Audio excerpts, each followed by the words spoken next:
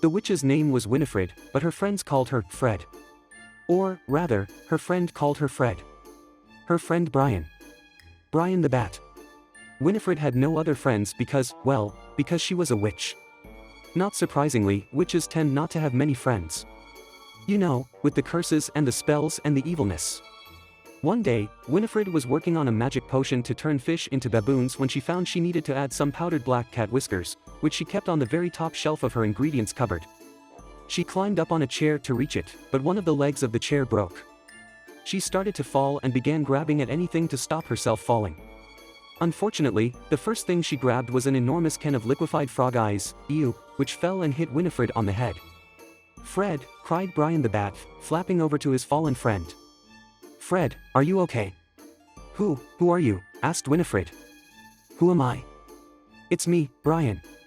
"Don't you recognize me, Fred?" "Who's Fred?" That's when Brian realized what had happened. When the can hit her on the head, it had caused amnesia. Poor Winifred had forgotten everything, even who she was. Luckily, Brian was there to remind her. He showed her all around the cottage where she lived and worked her black magic. "So, I'm a witch?" asked Winifred. "And I can do magic?" "That's right," said Brian. "Here, let me show you." Brian flapped over to the bookshelf and picked up a scrapbook Winifred had been keeping of all her best spells. "See," he said, pointing at one of the pages, "this is from when you made that poison apple to put that oddly pale princess to sleep for the rest of her life." "Wow," said Winifred. "I put a princess to sleep for the rest of her life?" "Well, no. Actually, a prince came along and kissed her and she woke up." "Oh, I see. But, she was asleep for a long time, right? Like a few years or?" "No, actually, he woke her up after 2 days." "Oh. Well, what about this one?" Winifred was pointing to another page of the scrapbook, showcasing another spell she had cast. "But this one time you cast a spell on a prince.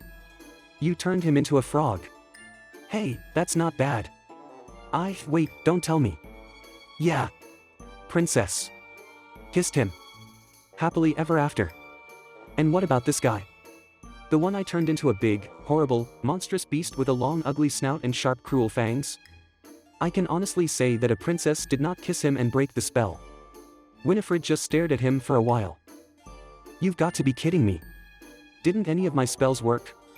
Winifred began tearing wildly through the scrapbook, trying to identify one successful spell. But it seemed that pretty much every spell she had ever cast had ended with someone, usually, but not necessarily, a prince or princess, kissing her intended victim, breaking the spell and living happily ever after. Now, for you or me, this might be regarded as good news. But, from the point of view of an evil witch, it is a little discouraging. "Okay, you haven't had a lot of luck with spells and potions," said Brian. "But you do so much more than that. Like your magic beans." He pointed out the window and he showed Winifred her vegetable garden, where she grew ingredients for her potions and other magical vegetables and herbs and thingies, including beans. "Magic beans? What do they do?" "Well, when you plant them, they grow into enormous beanstalks that you can climb to reach an enchanted kingdom in the clouds." But that sounds sort of nice, actually." "How is that evil?" "Because the kingdom is ruled by giants. You climb up there, you get crushed by a giant." "Hey! That's something. So how many people have I sent to their doom with my magic beans?" "One, and, actually, he outsmarted the giant and killed it." "So, an enchanted kingdom in the clouds full of unimaginable riches and absolutely no danger. Are you sure we're supposed to be friends?" Okay, how about this?" "No, shut up. I don't want to hear another word." And with that, she looked around for a suitcase and started to pack her things. "What are you doing?" asked Brian. "Obviously I was a complete failure as a witch, so I'm giving it up. I'm leaving and going to find some other line of work. So long, bats." And she left the bewildered Brian the Bat behind. So, Winifred the Witch never did get her memory back, but that's okay. She found that her potion-making skills made her a natural-born cook and she opened a little seaside restaurant called Fred's Fresh Fried Fish and Chips, where she lived happily ever after.